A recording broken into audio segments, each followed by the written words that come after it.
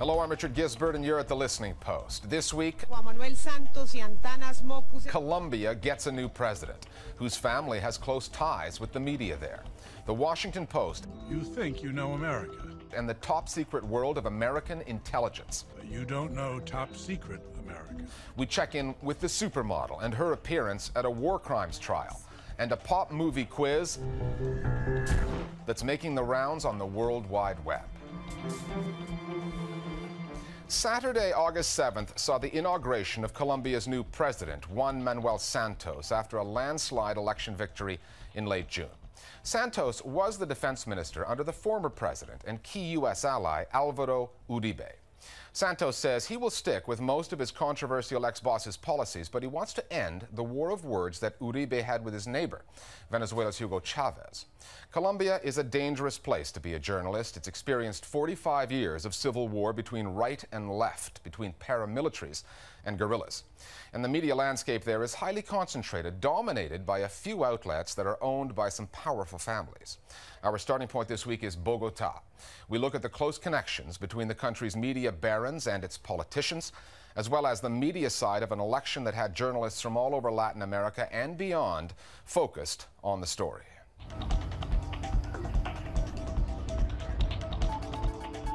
Colombians have handed Juan Manuel Santos a strong mandate. Lots of international media came to Bogotá for the inauguration of Juan Manuel Santos. Juan Manuel Santos celebró con su familia. The Colombian conflict, in a way, is seen and felt all around Latin America in different ways. So we have seen lots of journalists from Ecuador, from Venezuela, but also from other countries, from Brazil and from Argentina. All those Latin American journalists were covering a story that was made in Colombia and reported initially and most extensively in the Colombian media, Juan Manuel Santos, which is big business and in the hands of a wealthy few. In Colombia, the media landscape, unfortunately, is very limited. We don't have great media diversity. En la parte de televisión. In TV, we have two private channels, RCN and Caracol. Those two channels have 90% of the television audience and half of the country's annual media advertising revenues. This gives them enormous power.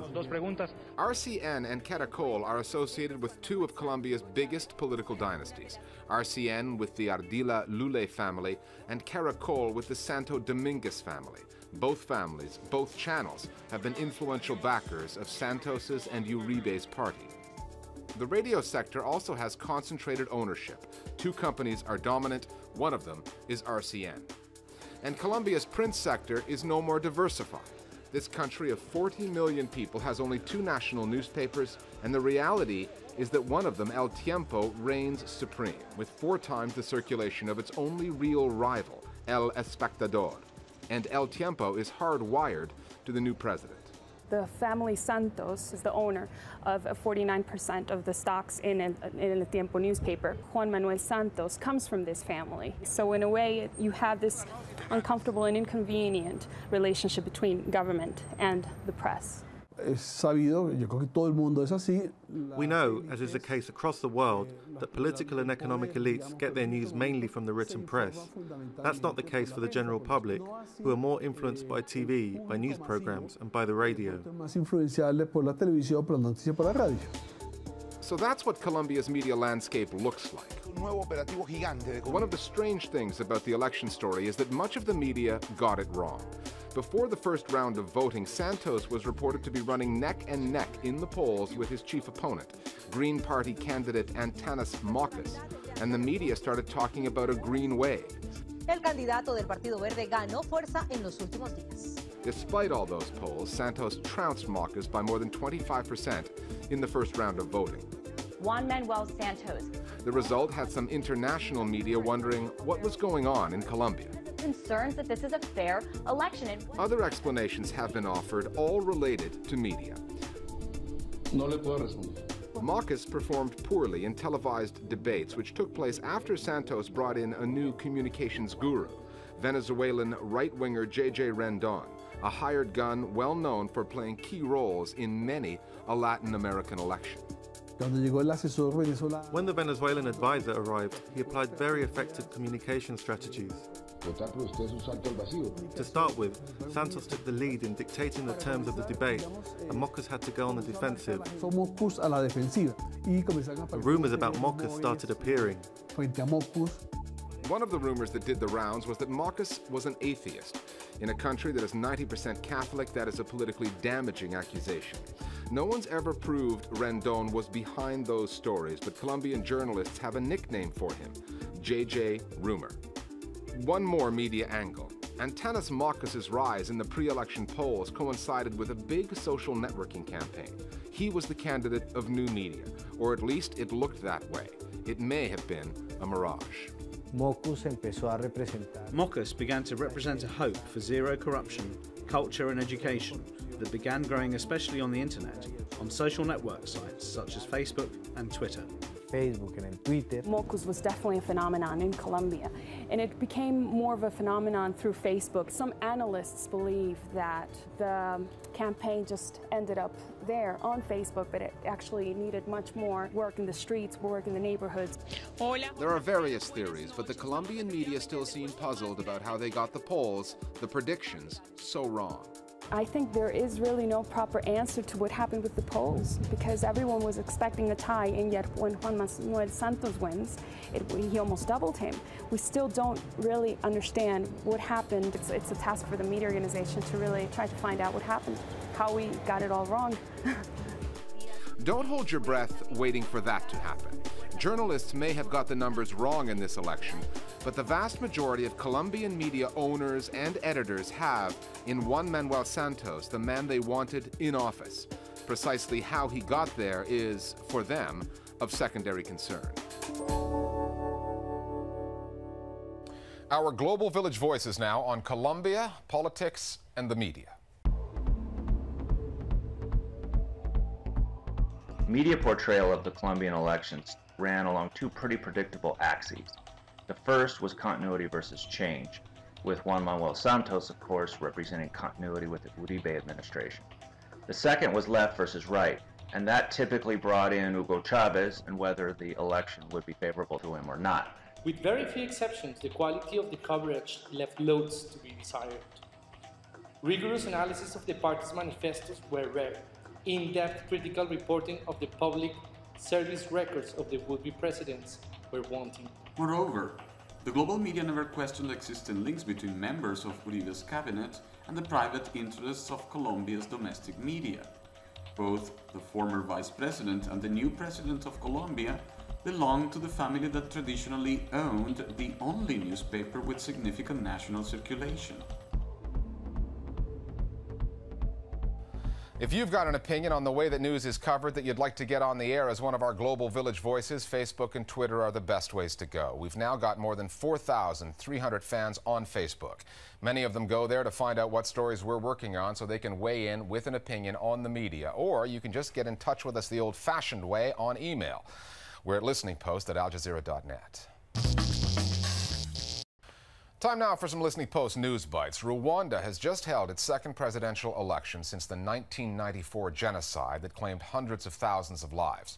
But the media there have reportedly had difficulty covering the story. According to the Paris-based media watchdog group Reporters Without Borders, something like 30 media outlets were shut down ahead of the election and many journalists were jailed. Media observers have said that President Paul Kagame's administration used a suppressive media law to censor critical reporting. The Rwandan government is denying the charges. It's calling them misguided and overblown. The media remain a touchy issue in Rwanda because many outlets, primarily radio stations, incited some of the hatred that led to the genocide and were used to coordinate death squads. Well, we weren't. You probably won't be. We doubt anybody will be surprised that the Rolling Stone reporter, Michael Hastings, has been barred from embedding with U.S. troops in Afghanistan. Hastings was the reporter behind the Runaway General report in the Counterculture magazine back in June that cost General Stanley McChrystal his job as U.S. commander in Afghanistan. In the story, Hastings reported that McChrystal and his staff made derogatory remarks about President Obama's strategy in Afghanistan. It was a contentious story that drew criticism from many mainstream media journalists in the U.S. who questioned whether the conversations that Hastings had with the general were on or off the record. The Pentagon is saying that the reason it's barred him is because Hastings could no longer be trusted to abide by its reporting rules. In other words, we're still mad at you and your magazine. There are complaints coming out of Israel over a so-called documentary entitled For the Sake of Nakba. The program aired on Roim Olam, a popular current affairs program on an Israeli state-funded channel. The documentary was critical of the United Nations Relief and Works Agency for Palestine Refugees, known as UNRWA, and focused on the agency's school program. Chris Gunnis, an UNRWA spokesman, tells the Listening Post that the documentary was deliberately misleading. It edited in shots of murals which glorified martyrdom to make it look like they were taken within the school grounds, but they were, in fact, according to Gunnis, filmed in the surrounding town. The film also included some anti-Israeli comments made by children who are depicted as students in the school, but Gunnis denied that, pointed out that none of them were in school uniform. UNRWA says it complained to the host of the program, but was ignored. The war crimes trial of former Liberian President Charles Taylor has been dragging on for 4 years in The Hague. Most of it has been ignored by the global media. All it took to change that was some testimony by a supermodel. Naomi Campbell, the British fashion icon, was put on the stand, asked about her relationship with Taylor.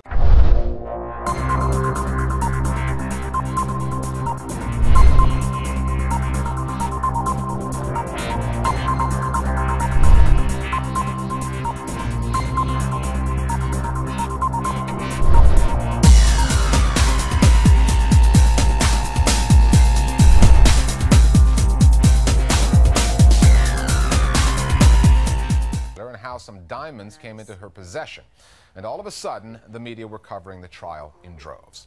Campbell, who has a reputation as a temperamental diva even by supermodel standards, said she considered the whole thing to be an inconvenience, and after objecting to some questions by an American reporter from ABC News, ended up taking a swipe at the camera. We're back after the break with a piece on some old school reporting, mainstream media style.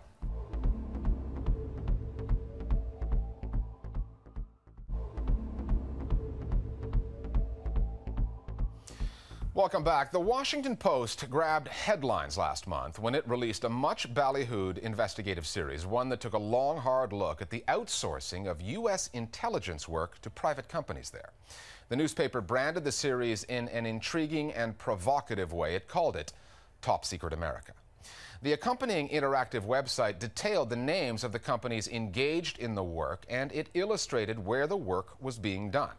Although for the most part the paper drew on publicly available information, some voices on the political right said that the series posed a threat to U.S. national security, and they went after one of the writers involved.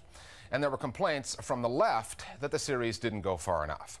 Al Jazeera's Josh Rushing now on an ambitious journalistic exercise that was 2 years in the making and has critics on both sides of America's political divide. The weekend before, the Washington Post released Top Secret America, a story 2 years in the making. Reports of government agencies bracing themselves for its impact began to appear. If you looked at CNN or Fox, whatever, it's like the story that's rocking Washington, and it was almost like they were declaring this a blockbuster before they'd even read it. Then, Monday morning, the story hit. You think you know America, but you don't know Top Secret America. Where is it? It's being built from coast to coast, hidden within some of America's most familiar cities and neighborhoods. American news shows took the story and ran with it. An explosive new Washington Post report. Washington Post has an incredible series out this morning, and what they discovered is startling. American newspapers have been struggling in recent years to keep up with the changes in the media landscape. But in the case of Top Secret America, the Post came out swinging. Their promotion of this story by Dana Priest and Bill Arkin seemed to conjure up images of the post-glory days when an investigation into a break-in at the Watergate Hotel resulted in the resignation of an American president, a Pulitzer for the paper, Woodward, Bernstein, you're both on the story now, and a Hollywood film that canonized the duo of Bob Woodward and Carl Bernstein.